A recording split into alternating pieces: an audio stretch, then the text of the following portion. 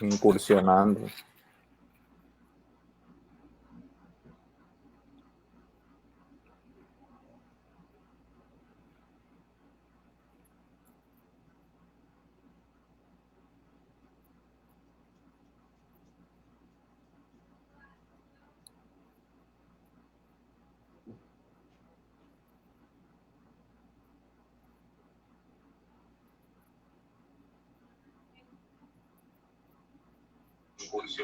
Bueno, ya estamos en vivo.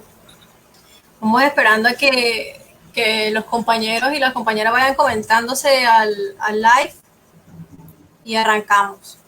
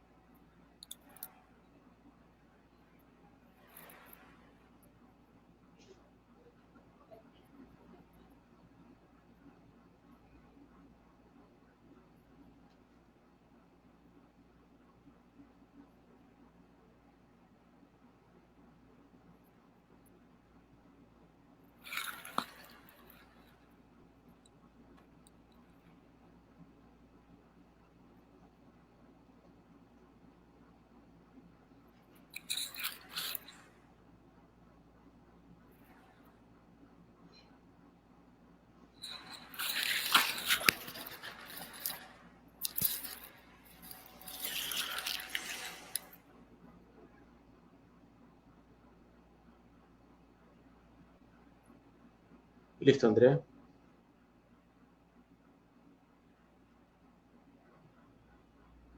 Iniciamos ya. Bueno, bienvenidos todas y todos a un nuevo martes de Comuna de Teoría Crítica. Hoy estamos con los profesores e investigadores Luis Fernando Trejos, Alejandro Blanco Zúñiga, en una nueva episodio, esta vez tratando sobre aproximaciones teóricas sobre insurgencias y procesos de paz, un tema que sobre todo a Colombia nos interesa muchísimo por el contexto social que estamos viviendo y nuestro contexto político, y que los investigadores y docentes aquí presentes tratarán de abordar en un nuevo formato de Comuna de Teoría Crítica, a modo de diálogo, para acercarnos a lo que es nuestro presente, y también tratando de, como les comentaba a ellos en el interno, tratando de hacer quizá acercamientos a lo que se nos aproxima como sociedad para enfrentar no solo el post-conflicto que estamos viviendo luego de la firma de un acuerdo de paz, sino también el conflicto que aún sigue vigente con otros actores políticos y sociales. Con nosotros se encuentra el profesor Luis Fernando Trejos. Él es profesor e investigador de la Universidad del Norte. Luis, bienvenido. Muchas gracias a ustedes por la invitación y a todos los que nos siguen en este momento. Alejandro Blanco Zúñiga, un compañero cofundador del espacio de Comuna en Teoría Crítica, también docente e investigador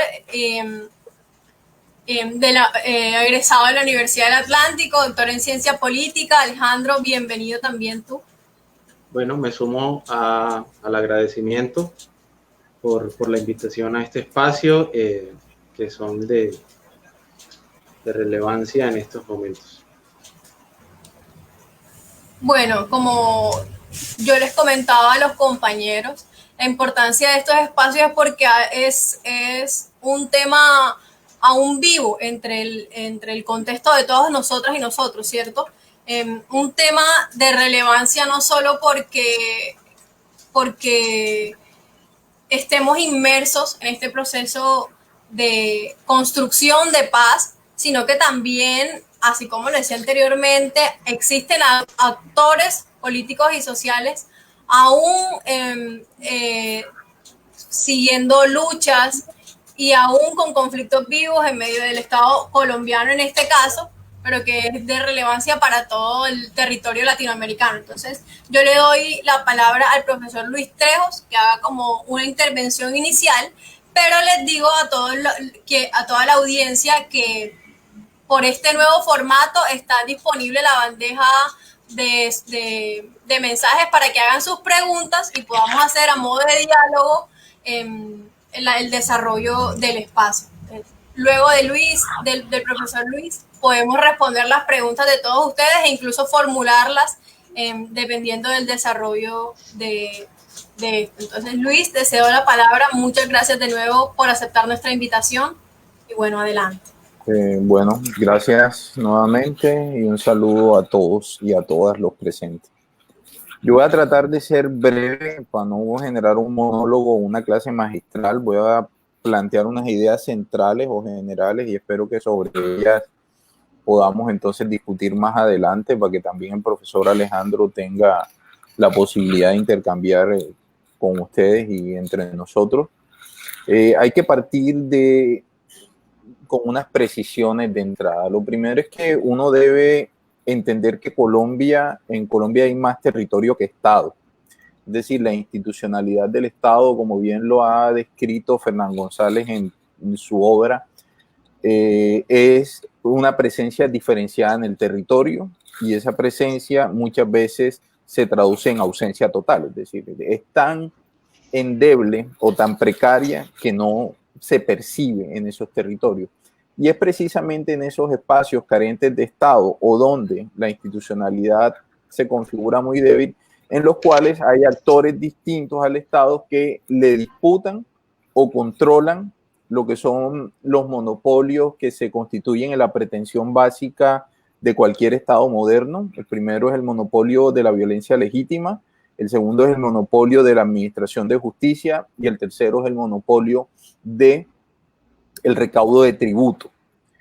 En ese sentido, Gustavo Duncan ha planteado que esas son las instituciones de intermediación social básica y en la medida en que el Estado no las tiene, sino que son actores distintos al mismo quienes las controlan, pueden llegar a ganar o a tener cierto reconocimiento y legitimidad en las comunidades en las cuales prestan esas funciones duras de Estado.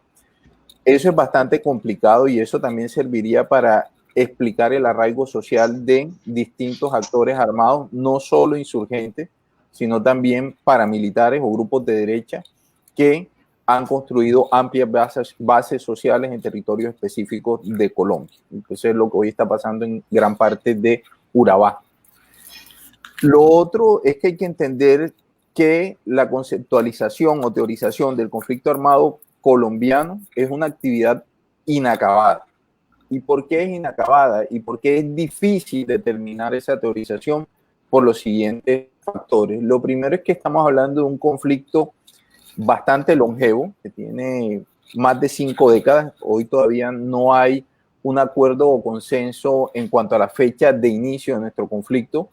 Algunos historiadores, cientistas sociales, se remiten al año 64 porque es el año en el que se fundan la FARC y el ELN, que fueron las dos organizaciones guerrilleras más grandes y las más longevas. Bueno, de hecho el ELN hoy es la organización guerrillera más longeva de este hemisferio y todavía se mantiene en armas. Entonces por ahí arranca un grupo de cientistas sociales y hay otra gente que se remite hasta el Bogotazo. Dice, no, nuestra guerra empezó realmente desde el Bogotazo. Entonces no hay ese acuerdo, pero por efectos metodológicos se corta el año 64.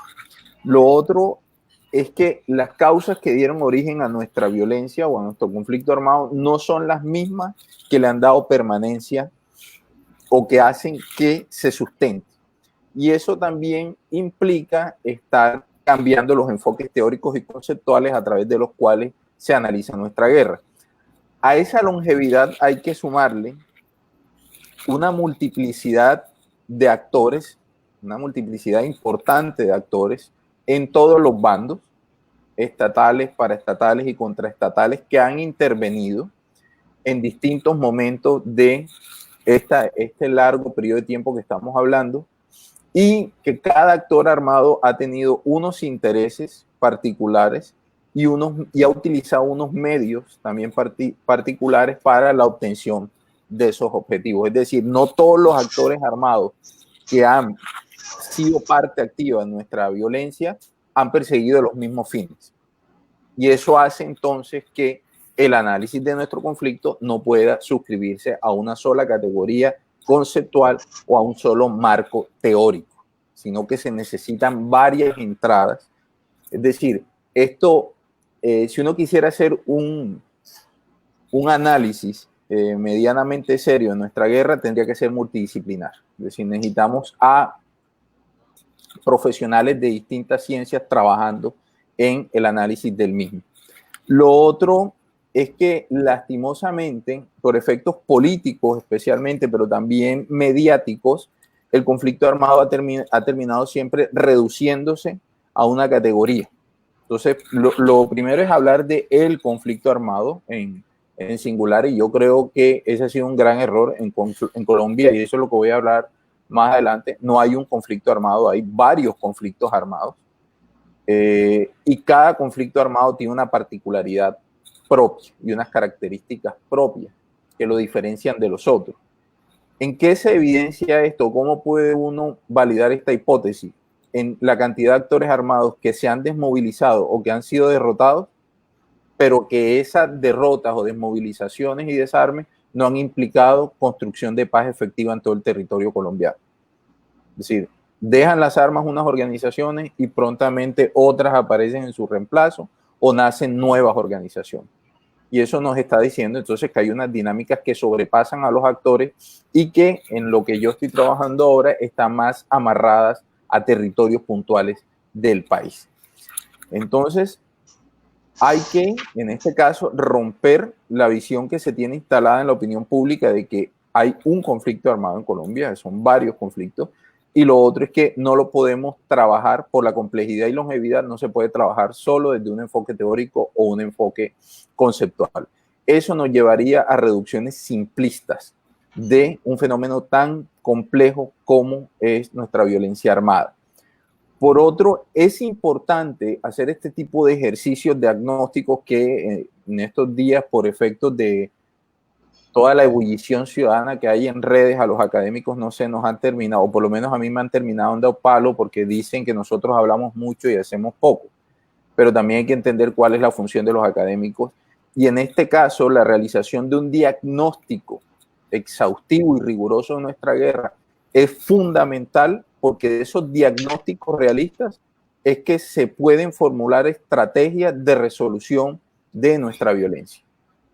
Es decir, no es lo mismo para un Estado enfrentarse a una organización político-militar en el marco de un conflicto armado interno que enfrentarse a una organización criminal cuya función y objetivo es servir como courier logístico para la exportación de clorhidrato de cocaína. Eso implica unos diseños estratégicos para enfrentar a cada organización de manera diferenciada.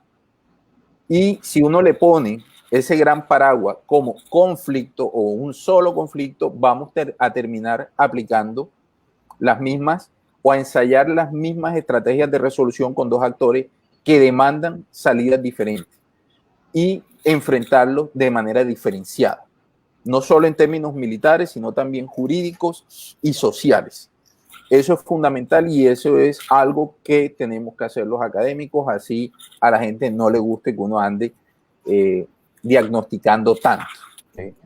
Hay que aclararlo, pero así toca hacerlo. Entonces, teniendo este contexto en el cual ya sabemos que el conflicto es muy complejo, nuestro conflicto armado es muy complejo, es necesario buscar enfoques teóricos, o lo que hago yo es proponer algunos enfoques teóricos que servirían para tratar de delimitar conceptualmente qué es lo que sucede en Colombia. Y lo primero que yo sugiero es irnos a ciertas teorías que son anglosajonas, no son latinoamericanas ni de Colombia, que están muy centradas en las causas que dan origen a las guerras revolucionarias. Y más allá que den causa, que den origen a las guerras revolucionarias, sino que son los factores determinantes para el triunfo de las insurgencias armadas, por así decirlo. Y en este sentido uno podría delimitar a Colombia como un conflicto revolucionario fallido. Aquí eso también podríamos ponerle un apellido, porque ninguna de las organizaciones armadas que saltó a la ilegalidad para la toma del poder lo logró. Y estamos hablando de múltiples organizaciones de distinto tamaño, con ideologías diferentes y con concepciones de Estado bastante opuestas.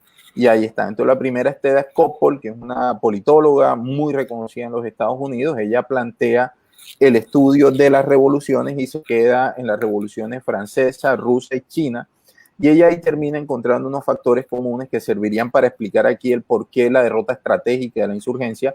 Ella lo que dice es que en Francia, en Rusia y en China hubo un quiebre de las instituciones estatales. Eso aquí no se ha dado. Aquí ha habido captura, debilitamiento, pero nunca ruptura o quiebre. Hay mucha instrumentalización de la institucionalidad, pero nunca llevarla a un punto de crisis que las haga desaparecer. Rápidamente se reemplazan cuando la crisis es muy evidente. El caso de lo sucedido en el DAESH y algunas brigadas de inteligencia que en los 90 estuvieron ligadas a violaciones de derechos humanos son suprimidas, pero la institución grande se mantiene activa.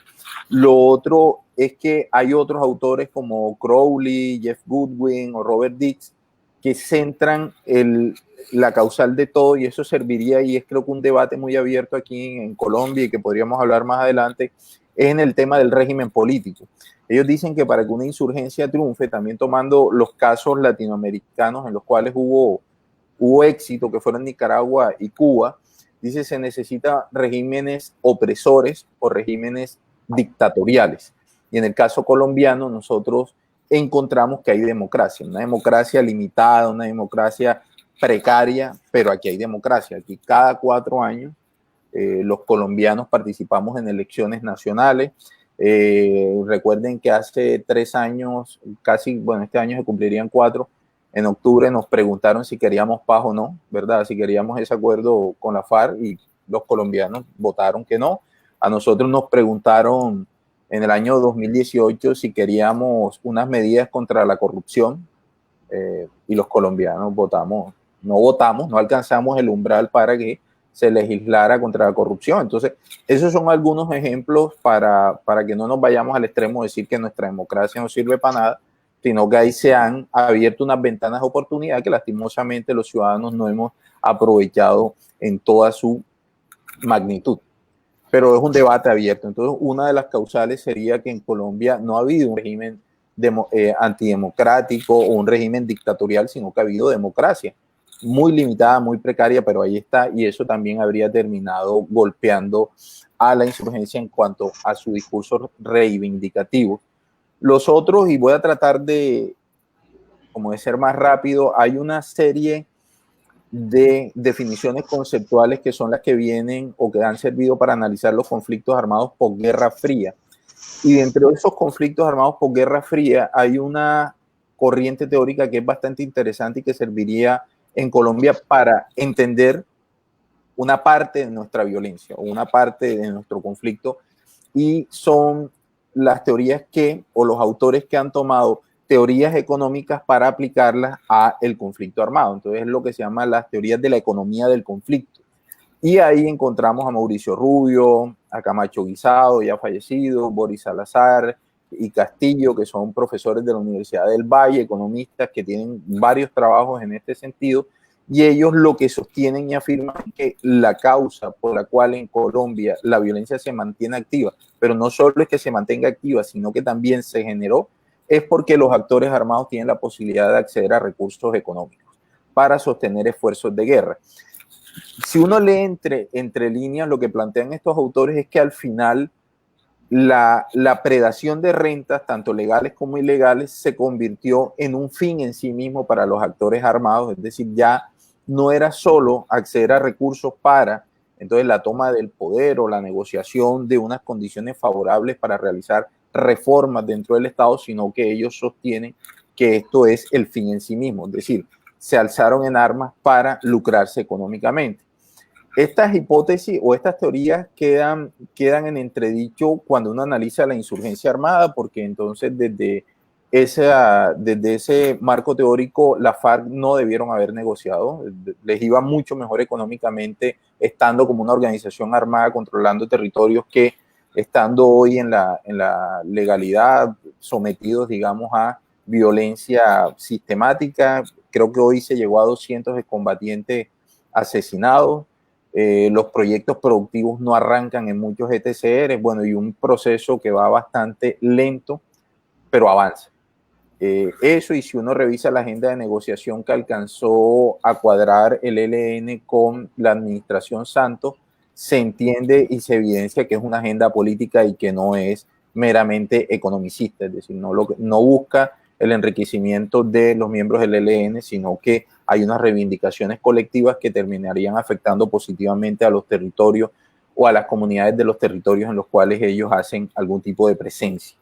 Eso está por ahí, y hay algunas otras teorías o enfoques que plantean entonces que esto es un conflicto desregulado, es un conflicto degenerado en la medida en que una parte importante de los actores armados desconoce de manera consciente el derecho internacional humanitario y las normas de la guerra, es decir, ellos no se guían en la realización de sus operaciones militares por marcos jurídicos internacionales, humanitarios, sino que lo hacen basado meramente en maximizar las acciones, es decir, obtener más ganancias en las acciones que realizan, y eso ha ido degenerando cada vez más nuestra violencia.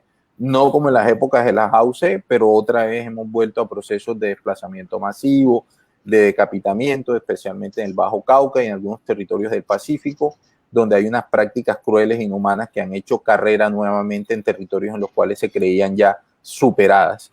Lo otro es que se habla de que el conflicto armado colombiano ha superado su condición de conflicto armado interno, y nosotros estamos en un conflicto armado que ya no es ni interno ni internacional. Es difícil tener esa diferenciación en la medida en que gran parte de las economías de guerra de los actores armados que hoy significan nuestra violencia se deriva de la exportación de clorhidrato de cocaína.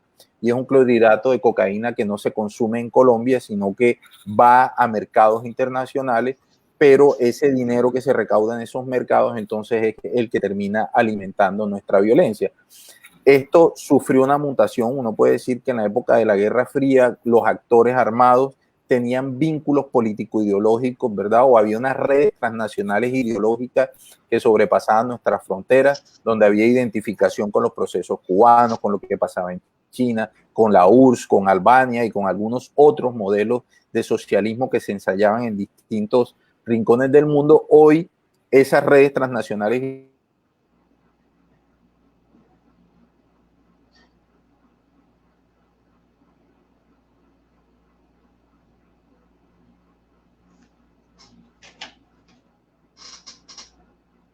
André, ¿qué fue? ¿Se le fue el audio al profe Trejo? El audio, quizá la conexión. Vamos a esperar unos segundos a ver si vuelve. Yo creo más bien que es la conexión.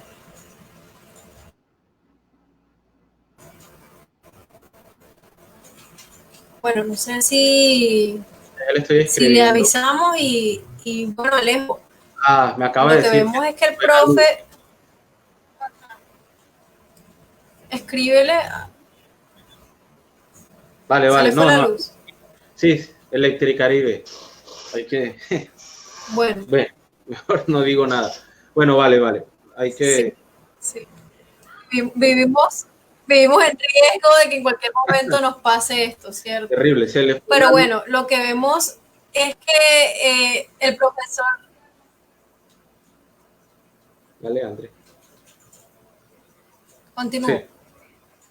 Listo. Lo que vemos es que el profesor Trejos hace una introducción, digamos, a toda esta gama de teorías que hay alrededor del conflicto armado, no solo colombiano, sino de los orígenes de los conflictos y de las insurgencias en todo el mundo. Él menciona que no solo existe teóricos locales o latinoamericanos, sino que se basa principalmente en algunos teóricos anglosajones que han hablado de unos orígenes del conflicto basado en distintas razones, ¿cierto? Y habla de algo muy interesante, que es el hecho de que no puede hablarse primero de un solo conflicto armado, que pues es una teoría que genera muchas más preguntas que respuestas, ¿cierto? Y segundo, que no puede hablarse ya solo del conflicto armado interno, sino que ya es algo más transnacional.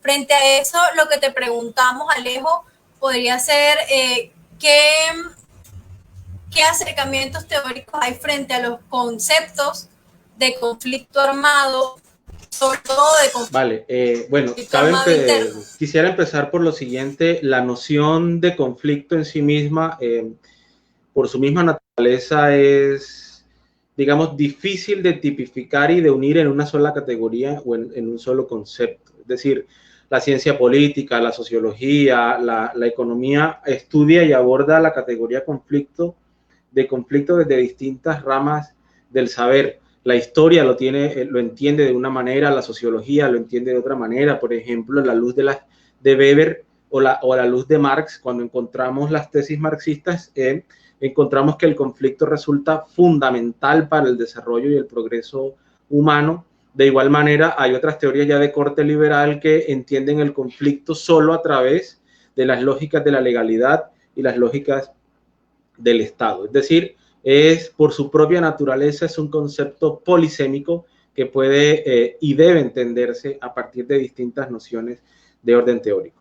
Y para el caso del conflicto armado colombiano, lo que sí habría que plantear es, digamos, la siguiente claridad. El conflicto armado o la guerra no puede entenderse solo como una confrontación bélica entre distintos actores armados. Es decir, no se resume el conflicto armado a la confrontación y al uso de las armas, sino que hay otros factores que permiten la confrontación y que le han dado sentido al conflicto armado colombiano.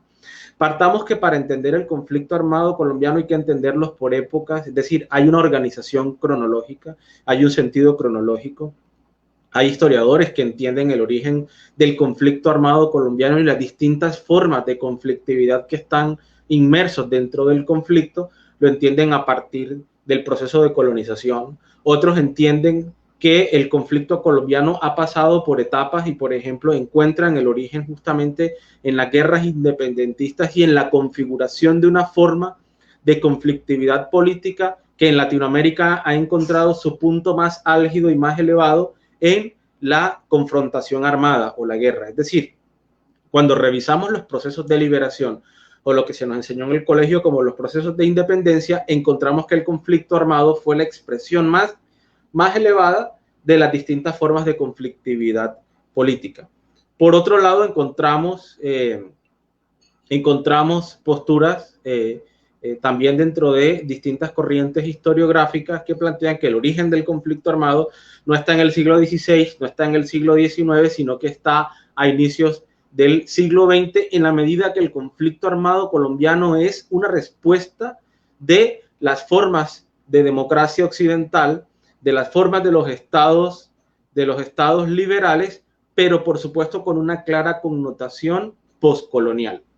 Y esto tiene que ver o está vinculado con dos elementos fundamentales que no fueron resueltos a partir del proceso de la poscolonia o la posindependencia.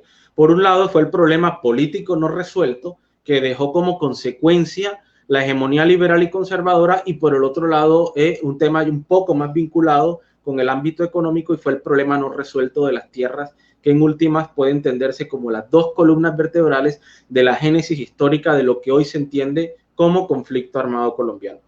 Hay otro elemento fundamental, creo yo, para entenderlo en el ámbito teórico, y es que el conflicto armado colombiano, precisamente por no entenderse solo como un conflicto bélico o como una confrontación armada, hay otra categoría, y es que es un conflicto social y armado. Es decir, en medio de la confrontación armada se presentan distintas formas de lucha que ahora sí pueden ser explicadas a la luz de distintos espectros de tipo teórico, a la luz de la lucha de clases en Marx, a la luz, por ejemplo, de las luchas contrahegemónicas gramscianas, a la luz de nociones, por ejemplo, ya un poco más contemporáneas que pertenecerían un poco más al siglo XXI, y es entender el conflicto armado solo como una amenaza terrorista. Es decir, hay otro elemento también que ha, digamos, evitado, que no ha permitido avanzar en comprender las conceptualizaciones y las categorizaciones del conflicto armado, y es que justamente es,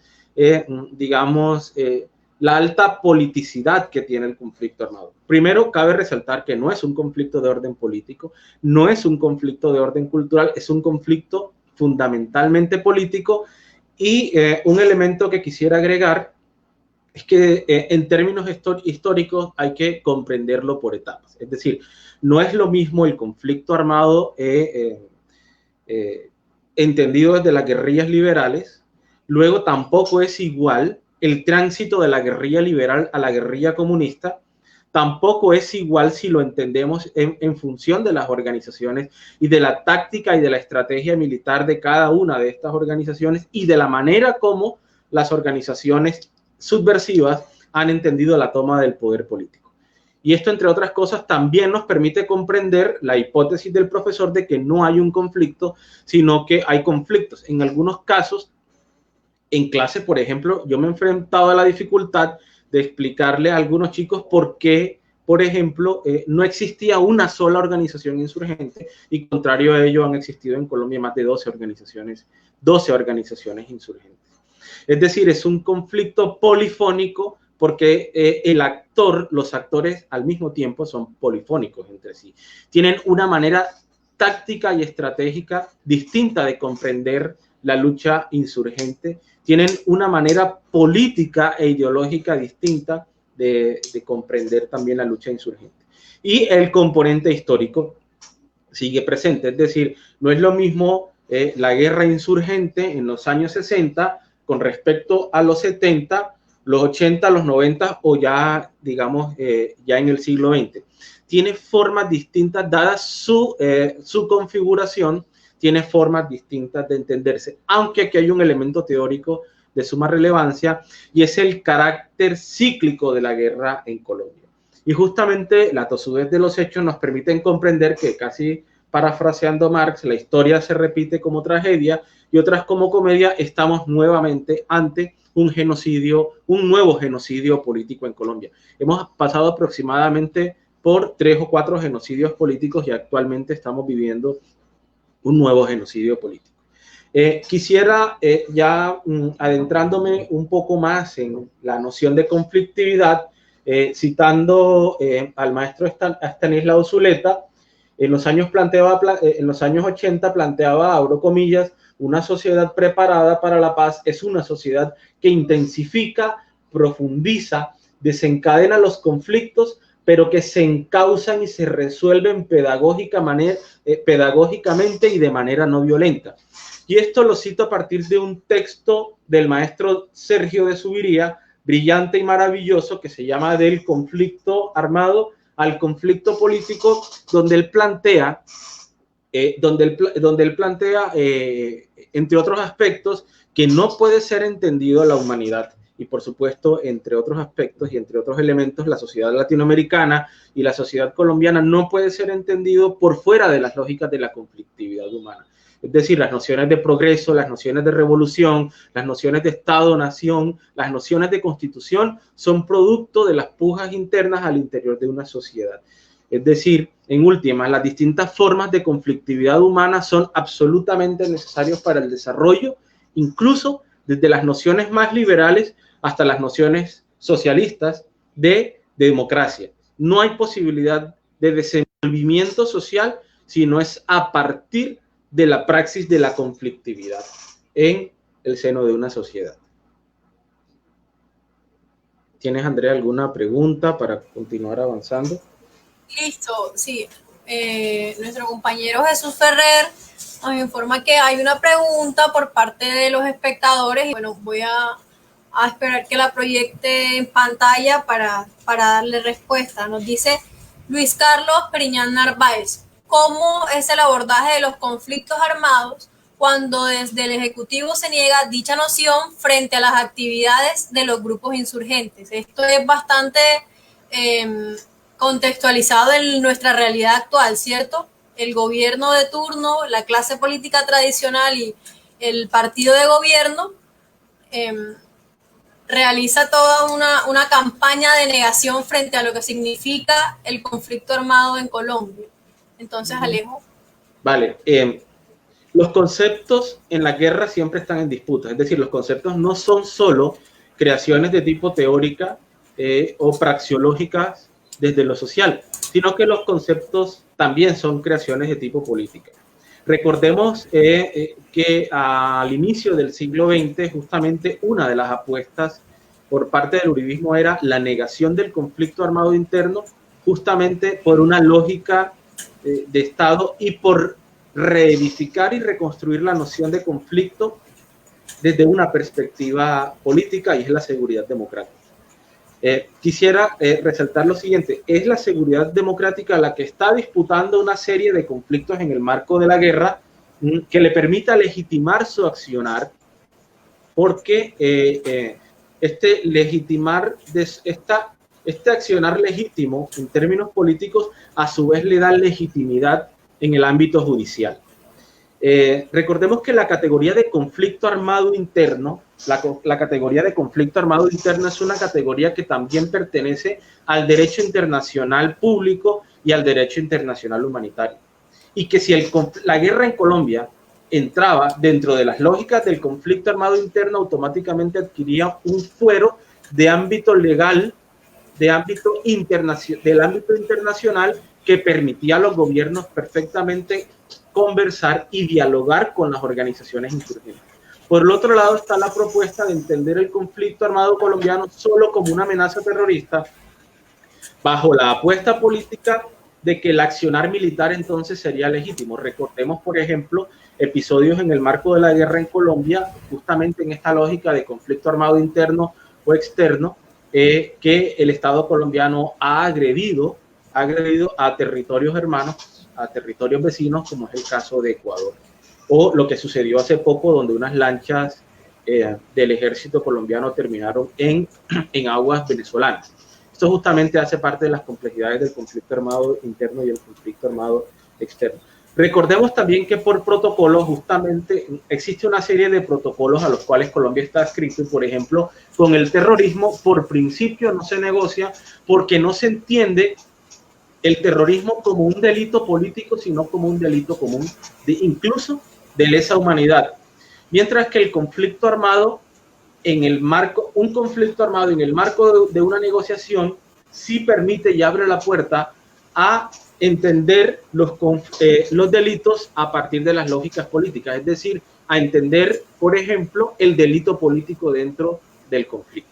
Y en este caso, nuestro acervo jurídico, nuestro marco constitucional, entiende que existen 3 delitos políticos dada su naturaleza, y son rebelión, sedición y asonada. Sobre eso no vamos a profundizar, pero son elementos fundantes y constitutivos del conflicto armado colombiano, la disputa que existe sobre el concepto y la categorización de la guerra en Colombia. De hecho, hay muchísimas apuestas. Por ejemplo, algunos insisten, hay académicos dentro de la violentología que creo que somos abanderados en términos científicos al momento de estudiar la violencia, y existe hoy la violentología como una ciencia social que permite comprender los distintos fenómenos y expresiones de la violencia al interior de una sociedad. Yo quisiera plantear, digamos, como elemento central de esta respuesta, y es que no solamente está en disputa conceptual el concepto de conflicto armado, sino que también el concepto de memoria, el concepto de verdad. Es decir, nuestro conflicto armado es tan complejo y tan longevo que en algunos momentos ha rebasado cualquier posibilidad conceptual. Es decir, lo que entendíamos por conflicto armado en los años 80 resulta que en los 90 y sobre todo en el siglo XXI ya no resulta suficiente, dada la prolongación y la complejidad del conflicto. Por ejemplo, hay algunos ámbitos teóricos que se oponen a la idea de entender el conflicto desde la ausencia del Estado, y hay otros que plantean lo siguiente, justamente porque había demasiado Estado abarcando todas las esferas de la sociedad, eso desencadena formas de conflicto hasta el punto más alto, que es la confrontación armada. Eso es otra postura distinta a la que mencionaba el profe Trejos, que es, digamos, muy común, y es la ausencia de Estado. Pero quisiera mencionar lo siguiente, y es que el profe agrega la idea de que ausencia de Estado y demasiado territorio. Ese es otro elemento para comprender el conflicto armado colombiano, y es la territorialidad.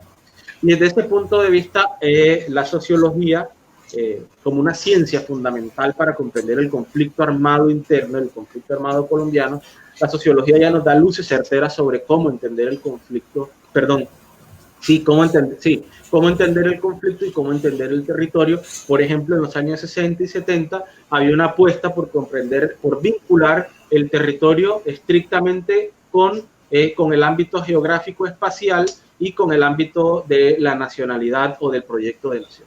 Hoy justamente el conflicto armado ha develado la posibilidad de comprender el carácter territorial multicultural, como lo plantea la Constitución Política de 1991, ha develado la multiterritorialidad de Colombia. Esa pregunta me parece acertada en la medida que existe una disputa política, ya con esto cierro, alrededor de la noción de conflicto armado interno. De hecho, muy posiblemente puede emerger la pregunta: lo que existe hoy hace parte del conflicto armado interno, y alguien podría mencionar, es que existe el ELN, es que hay rearme de las FARC, ¿y qué tipo de conflicto armado existe hoy? Por ejemplo, hoy ya, digamos, en el marco de la academia hemos avanzado a partir del mismo concepto de posconflicto.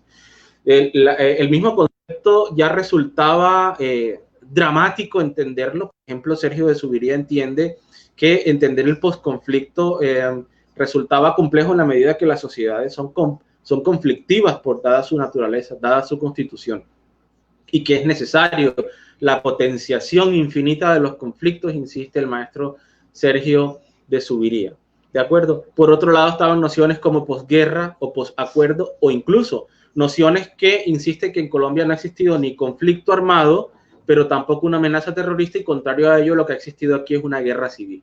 Esas son nociones que nos permiten comprender justamente la complejidad del conflicto armado, pero yo lo que creo en últimas es que resulta fundamental comprenderlo dadas sus etapas históricas. Por ejemplo, no es lo mismo el conflicto en los años 90 que el conflicto en el siglo XXI.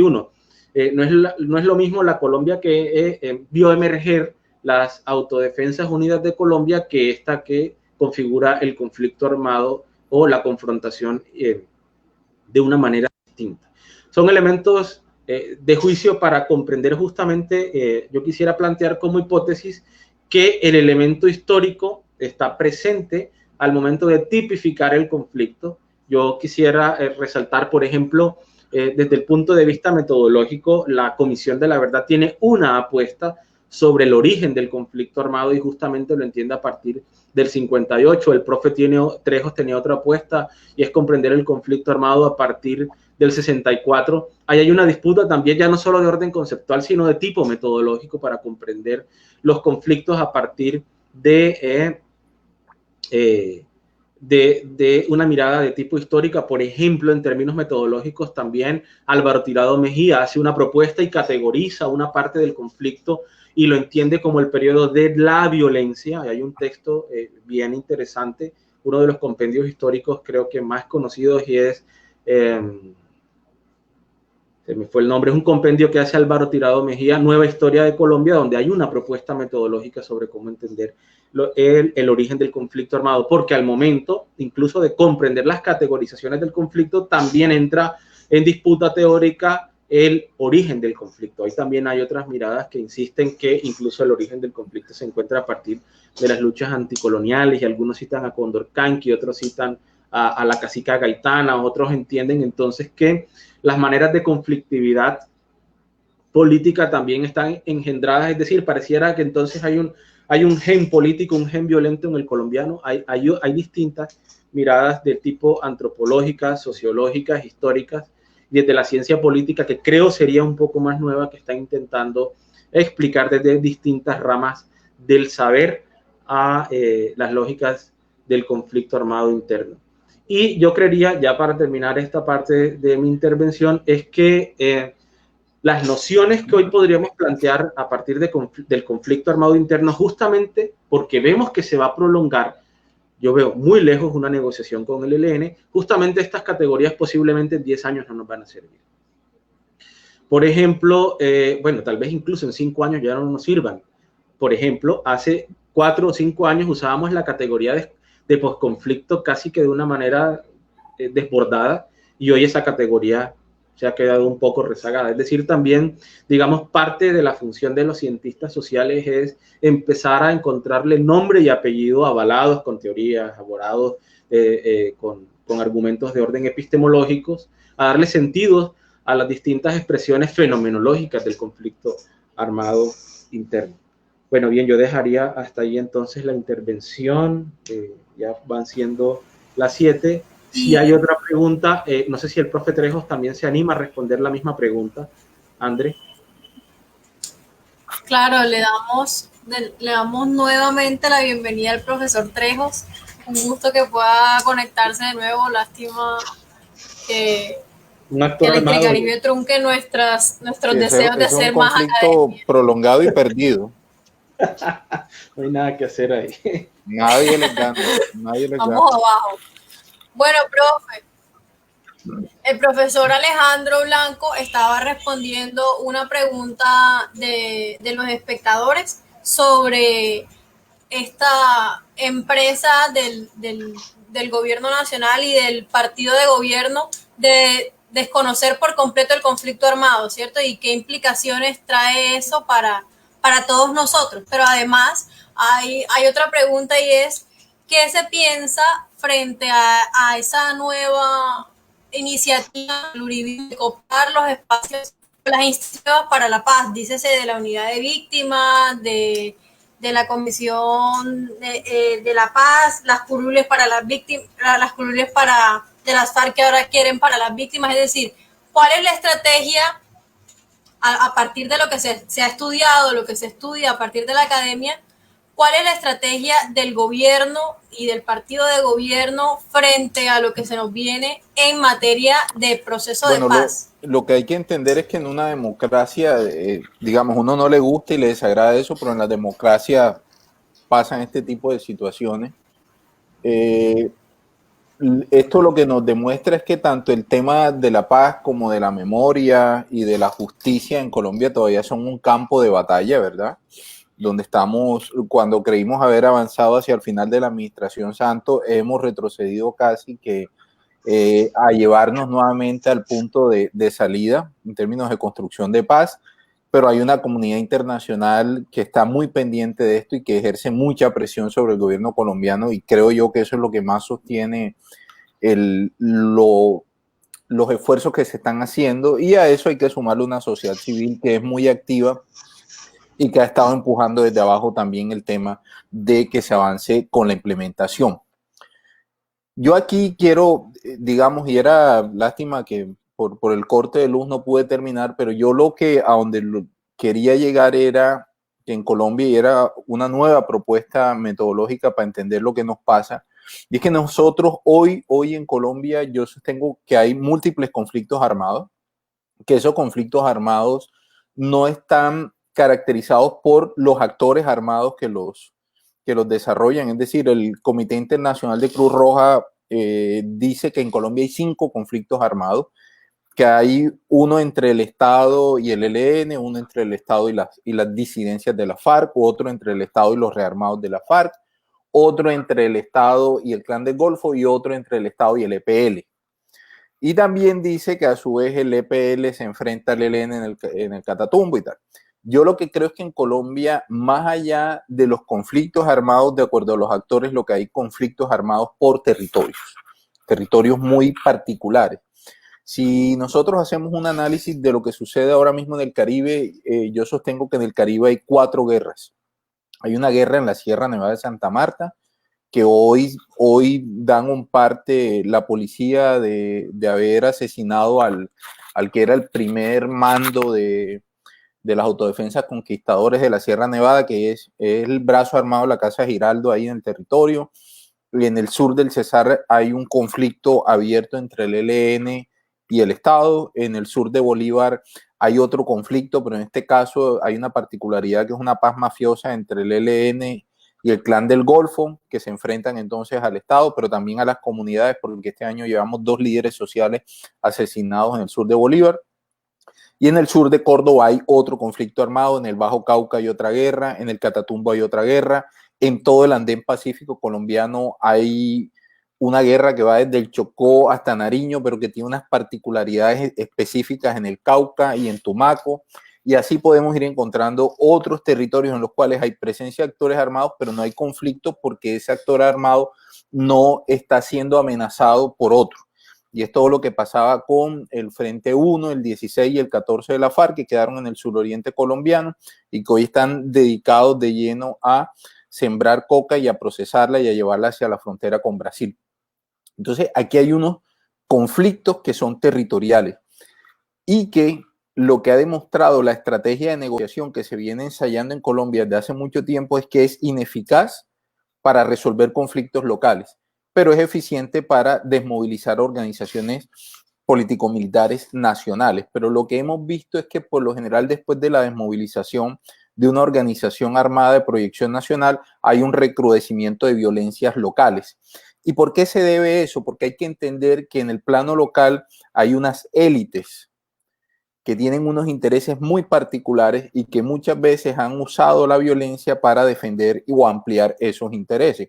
En el Caribe fue común que entonces parte de estas élites financiaran grupos paramilitares, organizaran grupos paramilitares y en algunos casos hasta miembros de las élites participaron activamente en la dirección o comandancia de estas organizaciones. Ahí está el caso de Mancuso, de Jorge 40, bueno, y de otros que no tuvieron tanta resonancia mediática, pero sí territorial. Entonces, lo que creo yo es que el modelo de negociación en Colombia, para que sea exitoso, tiene que ser local. Porque ¿qué es lo que pasa? Cuando las élites locales no son incluidas en las mesas de negociación nacional, una vez se quiere implementar lo que se pacta con cualquier grupo armado en el territorio, estas élites locales muchas veces ejercen una resistencia abierta, y una resistencia que no siempre es militar, sino que también lo hacen jurídicamente y legislativamente porque ellos sí tienen representación en el Congreso. Voy a poner un ejemplo básico de esto. De los 6 puntos de la agenda de negociación con la FARC, el punto que más atrasos tiene es el punto 1, que es el punto del desarrollo rural integral. ¿Y por qué ese punto tiene tanto atraso? Porque no se negoció con las élites que tienen poder rural en Colombia. Se negoció con la administración Santos, que está en Bogotá, muy alejada de aquellos que tienen poder ligado a la tenencia de la tierra en los territorios. Es decir, el punto 1 había que negociarlo con Fedegan, con Fedepalma y con los bananeros, es decir, con los agroindustriales. No era con el gobierno nacional. Y hoy, ¿quiénes son los que se oponen legislativamente a la implementación de ese punto?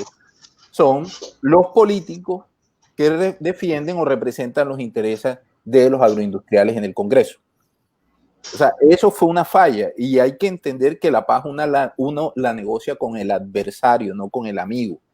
Y así para adelante. Si tú quieres implementar el punto 2, entonces hay que buscar élites locales y en este caso son gamonales políticos que tienen representación en el Congreso. Eso es lo que hay que empezar a ensayar en Colombia.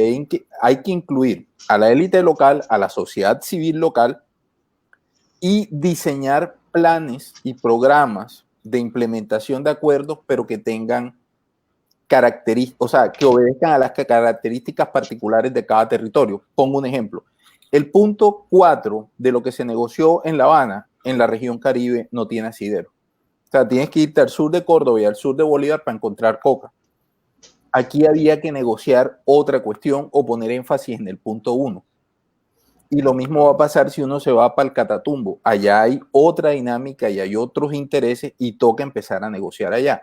Porque este modelo, como les digo, de negociación en lo cual todo recae en cabeza del gobierno nacional o la negociación la encabeza el gobierno nacional, ha demostrado que es ineficaz para construir paz en los territorios. Se necesita diseñar la paz desde y en cada territorio y eso implica abrir mesas de negociación regional o subregional, en la cual tengan participación todos los actores que hacen presencia en ese territorio y que tienen intereses en ese conflicto. Si no, se fueron las FARC, ¿verdad? Ya, y todos celebramos que haya habido desmovilización y que hoy sean un partido político, un movimiento político y estén en tránsito hacia la vida civil, pero eso no implicó disminución de violencia real en muchos territorios de Colombia, sino que al contrario se exacerbaron las violencias. Con el ELN yo creo que se presentan unas ventanas de oportunidad para empezar a ensayar ese tipo de negociaciones en las cuales también participen los alcaldes de los municipios más afectados por la violencia y también los gobernadores, porque ellos son los que conocen las necesidades del territorio y no podemos seguir en este modelo en el cual desde Bogotá nos dan la fórmula o la receta que debemos implementar en nuestro territorio si queremos desarrollarnos y que aquí no vuelva a haber violencia. Eso más o menos es como la idea de lo que yo les quiero plantear, y en ese sentido vienen otra serie de escenarios en los cuales, como les decía, vamos a tener que enfrentarnos democráticamente y de manera legal a las personas que adversan la paz. Pero lo que debemos entender, porque lastimosamente los sectores progresistas y a veces de izquierdas son más radicales que hasta la propia extrema derecha, que hay que sentarse a negociar con ellos y que en este país todos cabemos. Es decir, aquí no va a haber un país para mí y los otros no van a caber. No, es un país en el cual hay que pensarnos lugares comunes para construir sociedad.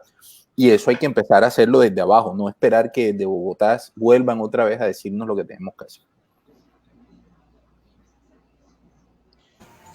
Bueno, esa es la idea. Creo que a partir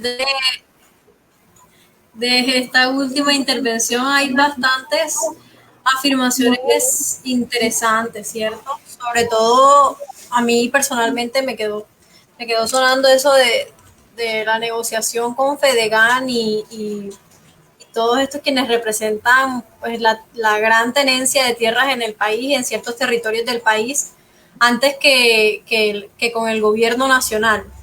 Me pregunto también cuál hubiera sido el resultado de esa negociación, pero voy a darle la palabra al profe Alejandro y le damos continuación a una de las preguntas que tienen los sumándome un poco a esta idea de la negociación, por supuesto hay que mirarla desde el punto de vista histórico también, y es que Colombia, es decir, ha tenido la complejidad del conflicto, justamente se da por el carácter prolongado del mismo, pero también habría que mirar los procesos de paz al interior del conflicto en Colombia.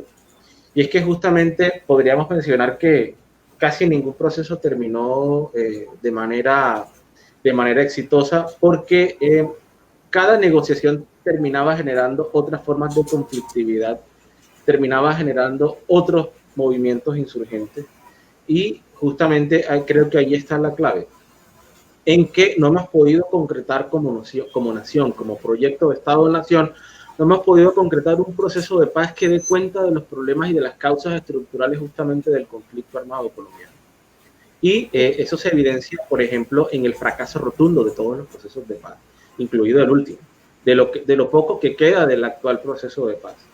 Si miramos desde la perspectiva histórica, si miramos el proceso de paz con las guerrillas liberales, un número amplio fueron asesinados, y hay un texto de Javier Ocampo del tránsito de la guerrilla liberal a la guerrilla comunista, es decir, se desencadena entonces otra forma de conflicto porque ya la táctica y la estrategia era distinta con respecto, cuando comprendemos la táctica, es decir, en razón de una guerrilla que tiene origen en autodefensa a la guerrilla que iba tomando territorio, es decir, a lo que se configura después en América Latina como la lucha de la guerra, o la táctica de la guerra de guerrillas, que luego en los años 70 cambia, muta, y que, por ejemplo, las organizaciones guerrilleras en Colombia le dan espacio o cabida a que surjan otras organizaciones guerrilleras, por ejemplo, como es el caso del M-19, o, por ejemplo, expresiones de unidad, de intentos de unidad en los movimientos insurgentes, la coordinadora guerrillera Simón Bolívar, que también terminó siendo un fracaso. Eso explica, por ejemplo, por qué en términos tácticos y estratégicos la insurgencia fracasó. Y eso está vinculado también con las formas de concretar los procesos de paz, porque los procesos de paz también responden a las lógicas estructurales de la misma organización. ¿Por qué con el ELN no ha funcionado el proceso de paz? Es decir, o por qué han sido distintos, por ejemplo, con respecto a la M-19, con respecto al EPL, y con respecto, por ejemplo, hoy a lo que fue las FARC-EP, y eso responde también en parte a la estructura organizacional. Las FARC tenía una estructura, dada su lógica sovietizada o soviética, una estructura extremadamente jerárquica, muy propio del leninismo y del marxismo más dogmático del siglo XX. Todos estos elementos están presentes en el debate para comprender incluso las formas de violencias ejercidas en los territorios por las distintas organizaciones. Incluso el ámbito ideológico también permeaba parte del accionar militar de las organizaciones, bueno, permea de las organizaciones al momento de configurar la toma de un pueblo, la voladura de una torre. Todos estos elementos están allí, que a veces rebasa el ámbito conceptual y el ámbito teórico, entre otros aspectos que hoy de pronto resulta un poco más fácil para los académicos meterle mano a estudiar el conflicto armado, pero hace 10, 15 años atrás hablar públicamente del conflicto armado interno significaba también colocarse una lápida. Y una de las grandes ganancias que ha permitido justamente la negociación, estas últimas negociaciones, es que ya podemos plantear este tipo de espacios, ya podemos criticar un poco más a las organizaciones. Existe la estigmatización, todavía existe la idea de señalar a los profesores como miembros de las organizaciones insurgentes. No obstante, si comparamos la cantidad de publicaciones y de textos que intentan explicar el conflicto armado desde los últimos 5 años con digamos los años 90, la verdad es que es muy poco lo que encontramos hoy. Hay una gran, digamos, multiplicidad de saberes que se abordan desde distintas miradas de orden teórico, de orden epistemológico, que dan cuenta sobre la complejidad del conflicto armado interno, que, insisto, puede ser estudiado el conflicto desde el ámbito antropológico, desde el ámbito económico. Ya el profesor Trejo lo mencionaba hace un rato, que es absolutamente necesario para comprender la multidimensionalidad y la multifactorialidad del conflicto armado. Es necesario apelar a las distintas ramas del saber, incluida, por ejemplo, el ámbito jurídico. Fíjense todo el debate que hay alrededor, por ejemplo, de la categoría de delito político, sobre la cual está sustentada también las amnistías que han sucedido, digamos, de manera insistente durante todo el siglo XX y que han estado presentes en las negociaciones de paz. Bueno, yo complemento algo de lo que tú decías, Alejandro, y también, digamos, yo sigo apuntalando el tema de lo regional y de la importancia de lo regional en los esquemas de paz, pero no solo en esta participación simbólica, sino es decir, hay que pensarnos modelos de negociación en las cuales haya una mesa nacional, pero también tiene que haber unas patas regionales, y esas patas regionales tienen que ser activas y tienen que ser reales, es decir, que ahí se tomen decisiones. Es tan complejo el panorama ahora de escenarios de negociación que lo que tenemos es que muchas estructuras armadas que operan en territorios colombianos, al estar vinculadas a la exportación o el procesamiento de clorhidrato de cocaína, se convierten en eslabones de redes transnacionales criminales. Y una vez hay una desmovilización de la organización a la cual pertenece a esa estructura o esa propia estructura, lo que hay es la sustitución de esa organización por una nueva o la creación de otra. Y se reactivan los ciclos de violencia en los territorios, pero cada vez más degradados porque los nuevos actores no tienen horizontes político-ideológicos.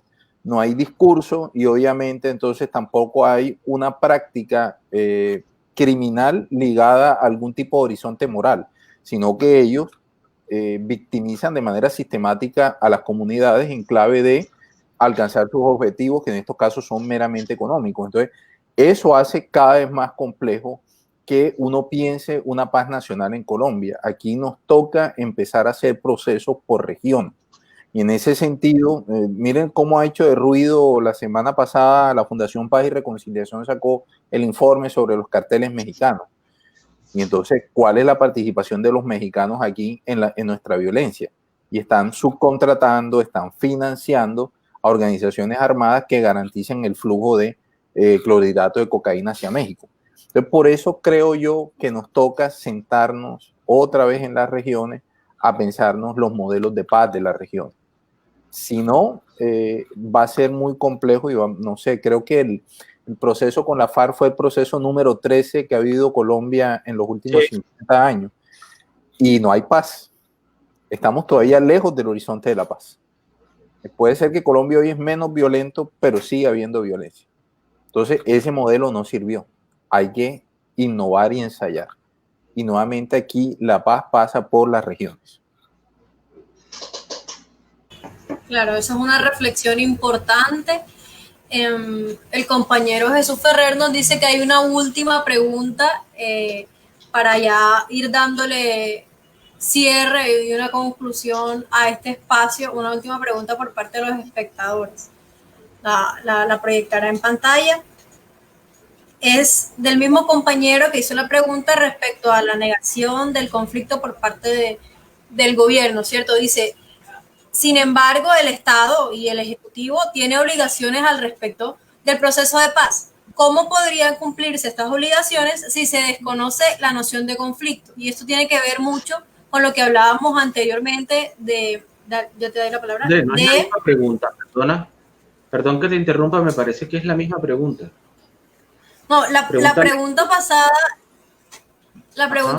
fue, o sea, ¿qué opinábamos frente a eso y qué tenían por decirnos la academia frente a esa negación, ¿cierto? Pero estaba más enfocada en cómo podemos darle un buen fin, digamos, ya en términos de implementación del acuerdo de paz, si es el mismo gobierno quien en distintas ocasiones, pues, tiene una postura negativa o negacionista frente a esto. Yo le agregaría, ya para cerrar el espacio, desde la academia, ¿cuáles son quizá los retos más grandes que se vislumbran frente a esta postura de gobierno? O sea, teniendo en cuenta la postura de gobierno, que en últimas es en quienes principalmente está en sus manos el proceso de paz, ¿cómo podemos abordar todo esto?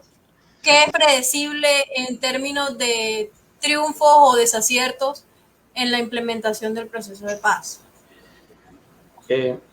Yo quisiera arrancar, me tomo la palabra antes. Es que la disputa es fundamentalmente política porque de la disputa política se desprenden los resultados de tipo jurídico, es decir, la legitimidad del accionar militar que propuso la seguridad democrática al inicio del presente siglo, justamente, digamos, se basaba en la idea de negar el conflicto armado como categoría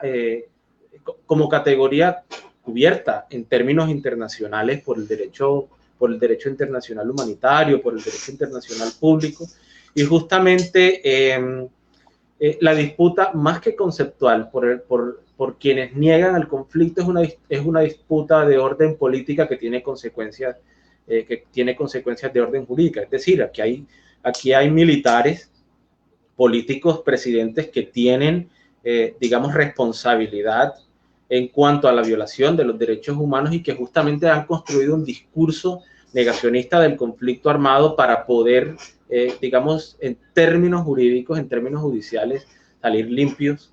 Y creo yo que esa es la apuesta fundamental. Ellos, digamos, este tipo de debates para esta postura negacionista es absolutamente innecesario, porque en términos metodológicos y sociológicos es difícil sostener que aquí solo existe una amenaza terrorista, sobre todo cuando agregamos otro apellido al conflicto armado, y es el componente social. Es decir, el conflicto social y armado ya empieza a dar luces sobre las distintas miradas desde el punto de vista científico. Yo simplemente quería agregar que la disputa es, por parte de ellos, más allá de lo conceptual, es una disputa de tipo político que tiene implicaciones en el ámbito jurídico, en el ámbito judicial. Bueno, ya Alejandro lo dijo casi todo, pero yo lo que creo es que por más que el gobierno este gobierno esté empeñado en frenar la implementación, y se frena la implementación desfinanciando los programas, quitando presupuestos. Hay una comunidad internacional que está muy encima de esto, que no tiene poder decisorio, pero que sí ejerce presión en la toma de decisiones y presiona desde hasta las propias Naciones Unidas, desde el Consejo de Seguridad, la implementación del acuerdo. Hay unos embajadores como el de Alemania, que está muy jugado con el tema de los defensores de derechos humanos y líderes sociales. Eso por un lado. Por otro lado, tenemos una sociedad civil que creo yo que ha mermado esfuerzos, pero que aún así se mantiene activa en redes y a través de la movilización, presionando también y reclamando y demandándole al Estado el cumplimiento de la implementación. Eso yo lo vería como lo positivo y que es un contrapeso a la desidia institucional que señalaba Alejandro. A eso hay que sumarle algo que sí me parece complejo y es el tema del COVID-19. El COVID-19 le ha servido al gobierno o le ha sido muy funcional porque ahí sí ha marginado el tema de la paz de la agenda pública y ahora todo son medidas, o por lo menos discursivamente las medidas son para atender la crisis de salud pública y después la crisis económica que se viene. Entonces, eso también hace que gran parte de la ciudadanía hoy esté más pendiente de resolver su situación o satisfacer necesidades en el día a día que estar pensando en un horizonte temporal de la paz. Y a eso también hay que sumarle que esta crisis le terminó pegando duro a muchas organizaciones de la sociedad civil cuya financiación dependía o depende de cooperación internacional y hoy esa cooperación también está bastante limitada.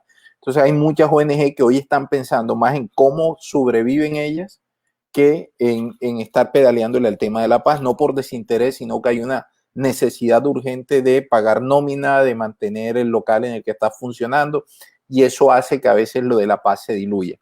Pero aún así, yo creo que hay que sostener el esfuerzo hasta 2022, esperando otro escenario electoral en el cual ojalá los colombianos pues votemos o la mayoría de los colombianos votemos por opciones más humanas o que apunten más al desarrollo humano y no tanto al desarrollo material, o a propuestas que apunten a la reconciliación y no a la polarización. Yo creo que en esos polos nos vamos a estar moviendo, entonces toca seguir pedaleando hasta el 2022, resistiendo esta embestida que hay desde arriba para que el tema de la paz no se marchite. Lo que sí yo creo es que hoy por hoy y en este gobierno no va a haber negociación con el ELN. Eso yo creo que ya está claro con la FARC porque les tocó, eso fue un proceso que ellos se encontraron ya andando y es muy difícil desarmarlo, pero miren que aún así intentaron, se les fue todo el año pasado con las modificaciones a la JEP, con las objeciones a la JEP, ya plantearon que vienen otra vez van a querer hacer esas modificaciones. El ministro de Defensa también planteó que había que renegociar lo que ya se había pactado y se había acordado. Es decir, van a seguir tratando de modificar el acuerdo porque yo ahí sí hago clic con la hipótesis de Alejandro, que es que aquí se busca evadir unas responsabilidades penales y políticas con hechos atroces cometidos durante el desarrollo de nuestro conflicto armado. Eso por un lado.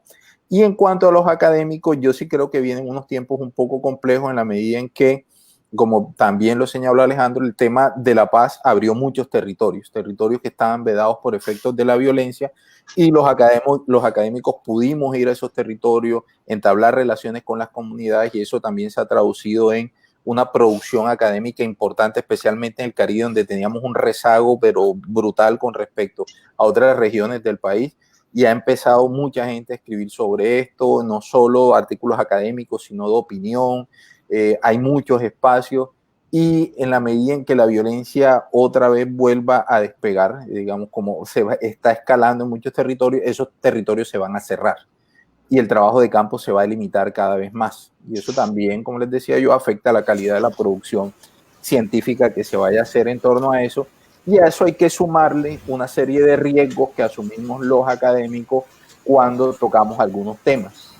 Porque no hay garantías para el abordaje integral de los temas. A mí ya me pasó el año pasado y eso puede volver a suceder en cualquier momento. Entonces, eso pone unos campos minados muy difíciles a la hora de abordar en profundidad ciertos temas, porque uno tiene que hacer un ejercicio de racionalidad simple, si quiero asumir un riesgo y si no, y asumir ese riesgo a dónde me lleva. Entonces, yo creo que va a haber un repliegue en cuanto a producción y en cuanto a temas que se puedan trabajar en la región y desde la región, o va a volver el esquema este viejo que teníamos antes, que de Bogotá venían, diagnosticaban la región y después nos vendían esos diagnósticos. Porque claro, cuando vienen de Uniandes, vienen con 5 días a un territorio con unas garantías de seguridad más grandes que las que nosotros tenemos, y ellos se retiran rápidamente, mientras nosotros sí hacíamos unos trabajos. Por lo menos lo que yo hice en la Universidad del Norte fue trabajo de 1 año o de 2 años con comunidades, de estar yendo periódicamente, escribiendo, produciendo, haciendo eventos, y quizás eso ahora se va a limitar bastante. Claro. Bueno, un mochito, ¿cierto? Aquí hay otra pregunta y es directamente para el profesor Trejos. El compañero nos dice que él recuerda haberle leído que las bandas criminales habían adoptado estrategias organizacionales como para maximizar su impacto en la actividad delictiva. ¿Qué papel cumplen estas bandas criminales en medio de escenarios de negociación en pro de la paz del país? Hay que entender que el crimen, así como el Estado, también tiene una presencia diferenciada. Y en este caso, cuando está ligado al tema del narcotráfico, una cosa es la presencia armada en territorios donde se siembra y se procesa, porque se necesita un control muy marcado del territorio y ahí hay una capacidad militar desplegada. Pero en las ciudades ese tipo de presencia no se puede hacer, necesita otro perfil. Y cuando yo hablaba de aplicación de principios empresariales, es que buscan a grupos locales, los subcontratan o tercerizan algún tipo de actividad criminal para que esos grupos la desarrollen. Y lo que hace el grupo nacional o el grupo que está fuera de la región es que transfiere recursos, y recursos son dinero para nómina o también armas, para que haya un mayor control del territorio. Eso no afecta a la paz directamente, porque lo que hay que entender es que los grupos herederos del paramilitarismo, o lo que se llama ahora grupos armados organizados, o lo que uno puede denominar también neoparamilitarismo, no tienen agenda contrainsurgente. Ellos no están en contra de la paz, no la están saboteando si esa agenda o esa negociación no afecta su territorio. Es decir, no altera el orden social que ellos han construido. Entonces no es que ellos anden cazando gente ni estén contra la paz, ellos los tienen sin cuidado el tema de la paz. Lo que no permiten y no posibilitan entonces es implementación de lo negociado en el territorio, si eso implica que llegue mayor presencia institucional. Porque hay que entender que en el narcotráfico los cultivos de cocas, si tú quieres procesar mucho clorhidrato, necesitas sembrar mucha coca, y como esos son unos cultivos, digamos, unas plantas que son bajitas, necesitas mucho territorio y no lo puedes esconder. Entonces, para tú poder sembrar mucha coca necesitas que no haya estado cerca. Eso es lo que ellos se oponen, pero no es que estén saboteando la paz ni nada de eso. De hecho, en el sur de Bolívar, el ELN tiene un pacto de no agresión con el Clan del Golfo en clave de administración de rentas ilícitas, y antes de la desmovilización, el Frente 58 de la FARC en el Urabá tenía un pacto de no agresión con el Clan del Golfo. Entonces, el tema de la insurgencia y contrainsurgencia ya aquí quedó bastante replegado, y lo que hay es maximización de ganancias. Si la paz favorece eso, la apoyan, y si eso los perjudica en el territorio, pues lo atacan, pero no son enemigos de la paz. Sí, de hecho, en varias ocasiones, Otoniel, por ejemplo, quiso sumarse al proceso de paz. Por otro lado, Mancuso también ha querido sumarse a la JEP, es decir, hay una serie de guiños que nos muestran que estas organizaciones en algún momento quieren sumarse a un proceso de paz por distintas razones, entre otras buscando garantías jurídicas, ya que algunas amasaron fortunas inmensas, entonces están buscando la manera como entrar de nuevo a la sociedad civil con esos dineros, y seguramente los vamos a ver en algunos años, si hacen parte de los procesos de paz, los vamos a ver entonces en contiendas electorales en algún momento, porque digamos esa es una manera de poder vincular sus fortunas a la legalidad. Perdón ahí haberme robado eso. No, André, no, maravilloso. ¿Qué viene ahora, André? Son las 7. Bueno. Y bueno, no sé cuántas personas estén allí como conectadas. Sí, bueno, yo tampoco estoy muy pendiente de eso, pero hay una pregunta que no me quieren perdonar que no la diga, así que tengo que decirla. Y es, ¿qué relación hay? Bueno, y eso sí es muy corto, ¿cierto? Muy corto de tiempo. ¿Qué relación hay entre un posible desmantelamiento del acuerdo de paz con el conflicto político, aún no bélico, pero el conflicto político latente con Venezuela, ¿cierto? ¿Qué tienen por decir? Para ambos. Bueno. Eso te lo dejo a ti. Yo lo que hay que entender es que en Colombia no hay posibilidad de que nosotros negociemos o que tengamos una salida negociada al conflicto con el ELN o eventualmente con los rearmados de la FARC si no se resuelven las diferencias políticas y diplomáticas que tenemos con la administración Maduro también por vías negociadas. Es decir, mientras no haya, el Estado colombiano no restablezca relaciones con el régimen venezolano, no hay posibilidad alguna que nosotros podamos negociar el fin del conflicto armado con el ELN especialmente, porque el ELN hoy es una guerrilla binacional.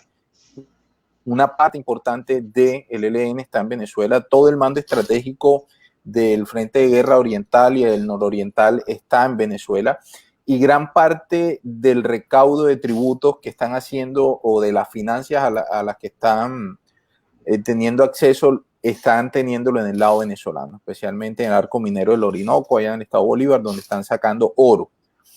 Entonces, no hay posibilidad de que haya resolución de ese conflicto si no resolvemos antes el conflicto político-diplomático que hay con el régimen de Maduro.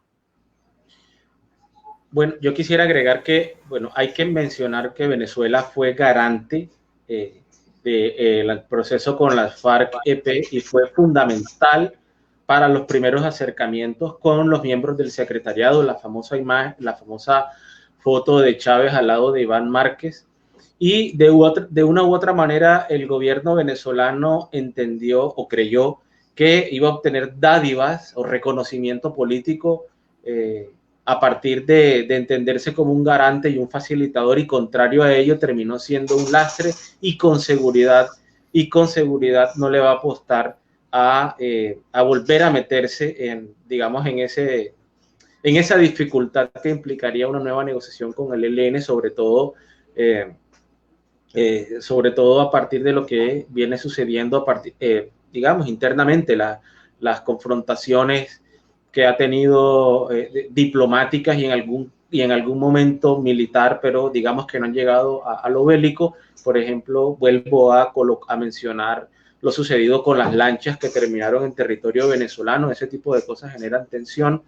Y otro elemento que quisiera mencionar es que al gobierno colombiano tampoco le interesa soltar el caballo de batalla que le permite el discurso antimaduro, que recordemos fue gran parte del sustento de la narrativa política que plantea el uribismo con esto de Colombia no se va a convertir en Venezuela si nosotros ganamos.